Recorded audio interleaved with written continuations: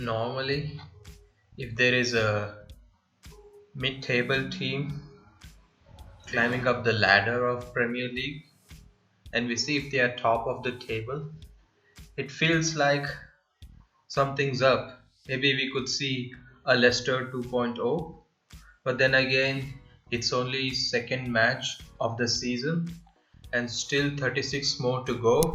So we never know what's going to happen.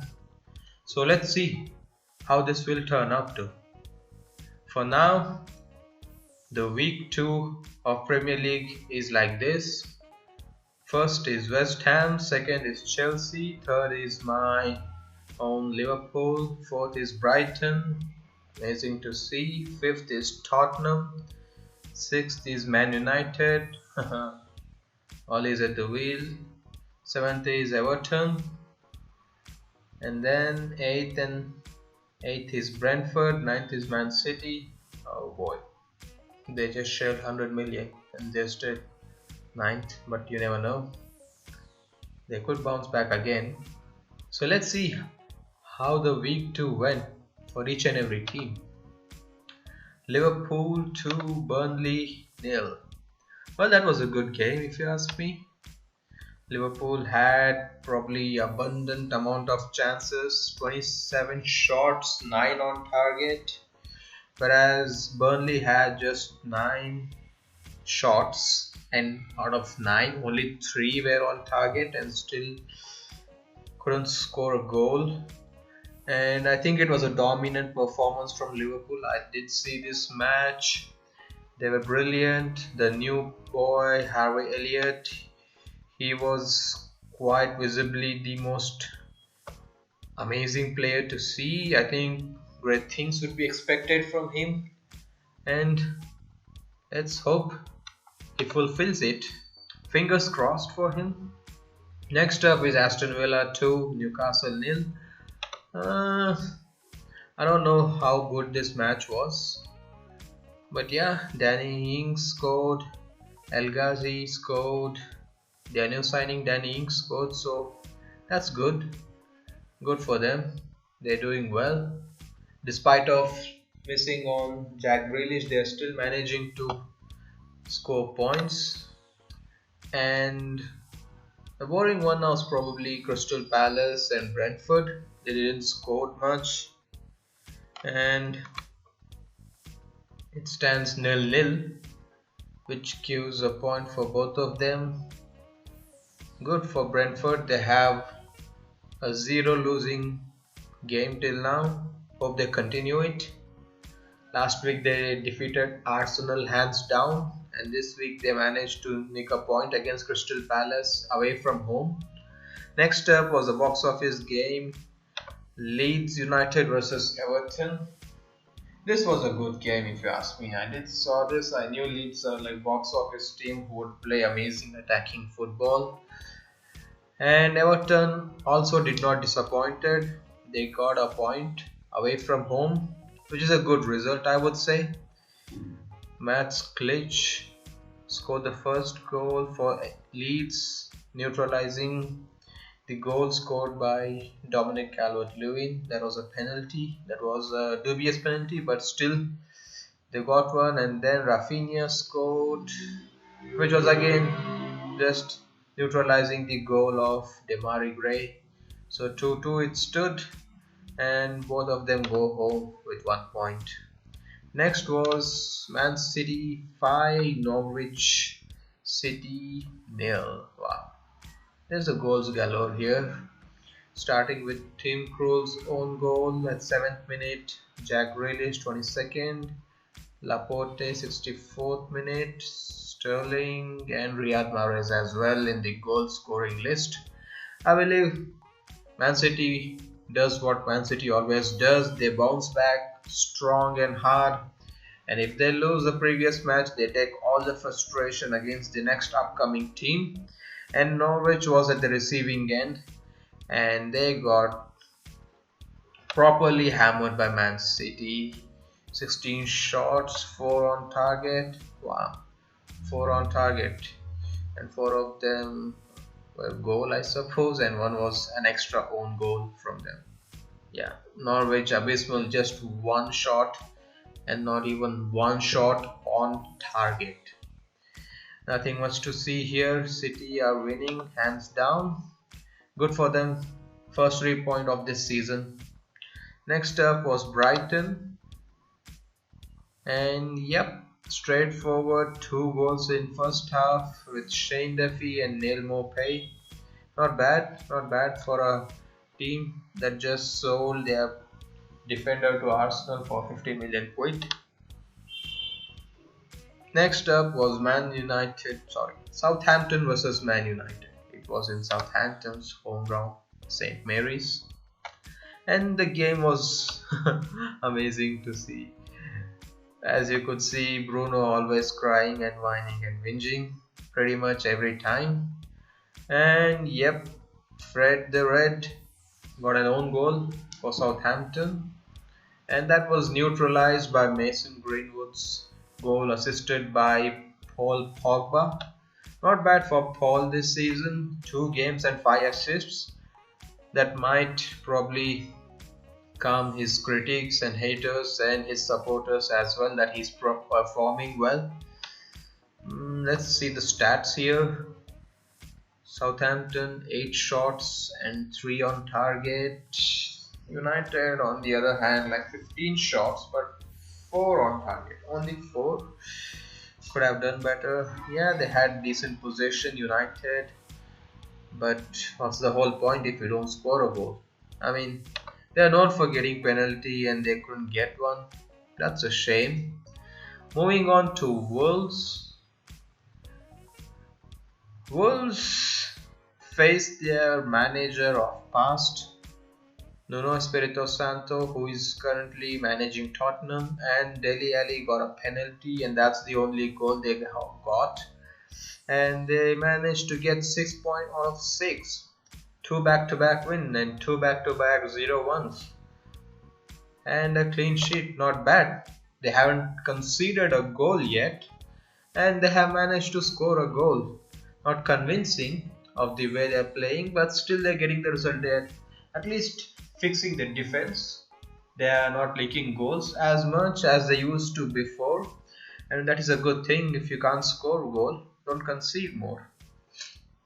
Next up was the all predictable game and unnecessarily hyped game from Sky Sports, Arsenal versus Chelsea. Proper game for Lukaku, a good debut for him, and wow, first game scoring in 15th minute, followed by Reece James and 35th minute. Wow, look at that difference between two teams. 6 shots by Arsenal compared to 22 shots by Chelsea. 3 shots on target compared to 5 shots on target, which is still less if you compare to 6 shots by Chelsea and 5 shots on target. They could do better, but yeah, on all other aspects as well, they were far better. The passes, pass accuracy and possession. So overall, Chelsea dominated and won the game hands down. Arsenal are going through phases of rebuilding and spending, and they're having certain players getting infected by COVID. So let's see what's gonna happen.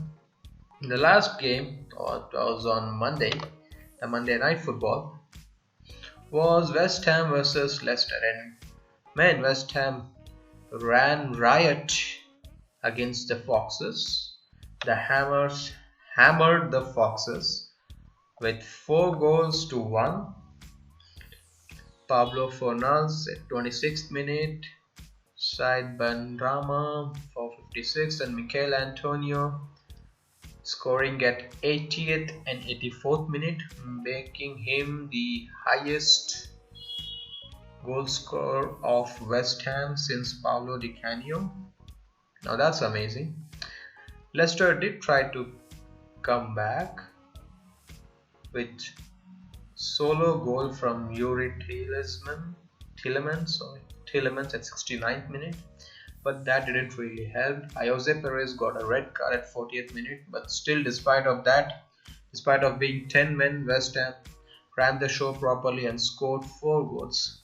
Such a shame Leicester could captivate and win against 10 men, because this was a good opportunity to have one man advantage over West Ham. Still, it's not over yet. It's just the second game of the season, and West Ham are sitting top of the table. And as far as I can see, Chelsea are right there doing all the things correctly. They haven't conceded yet, just like Liverpool and Tottenham. Others haven't conceded, who are Brentford. Other than them, the rest all have conceded at least one goal. And obviously, West Ham, with the high goal difference, are sitting on the top of the table. Now, let's see who are the winners and losers of this week. It's obvious the clear winners here are West Ham, who have not only defeated Leicester hands down with 4-1 goal, but also managed to get this result with only 10 men ever since Perez was shown red card at 40th minute. Right from second half, they have held this game and scored more goals. That's a good thing. And wow, who all are missing in the top? Okay, yeah. Okay, where's Arsenal? One of the top 4 team. I don't see them. Where are they? Oh my god. Wow. So here we are. Another back-to-back loser of this week. Arsenal with 2 games, 2 losses, 4 goals conceded with -4 goal difference, and they haven't scored a goal yet. Oh my god, imagine. How will they even post anything in their social media that this is the goal of the month for Arsenal? Because they haven't scored a goal yet. Almost every other team on the top half at least has scored a goal. Yeah, almost every other team except for Crystal Palace, Wolves, Arsenal and Norwich. These teams haven't scored a goal yet. They haven't opened the account yet for their teams this season. That's sad. That's pretty sad. Let's see how this will turn out for these teams after this week's game, that is on 28th of August and 29th of August.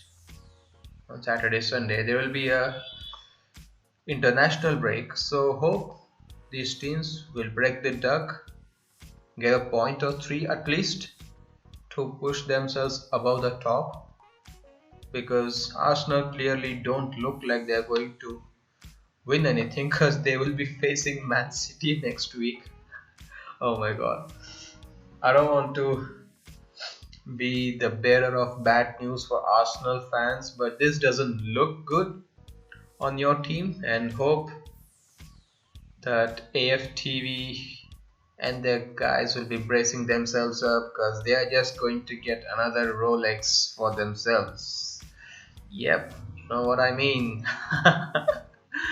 But yeah, let's see how things will be. So the next week's overhyped matches would be Man City and Arsenal. And is there any other big game to look up to? Yeah, on Saturday 10 o'clock we have Liverpool versus Chelsea. Yeah, that should be a good game. And on Sunday we have Wolves versus Man United. That should be a good game as well, as long as Wolves do something like what they used to do under Nuno Espirito Santo. Or else it's going to be a one-sided game where Man United would be just scoring goals for fun. Yep. That's it from my side, guys, for this week's Premier League's review. Let us know what are your thoughts for the next week's game. Let us know about your ideas and thoughts in the comment section.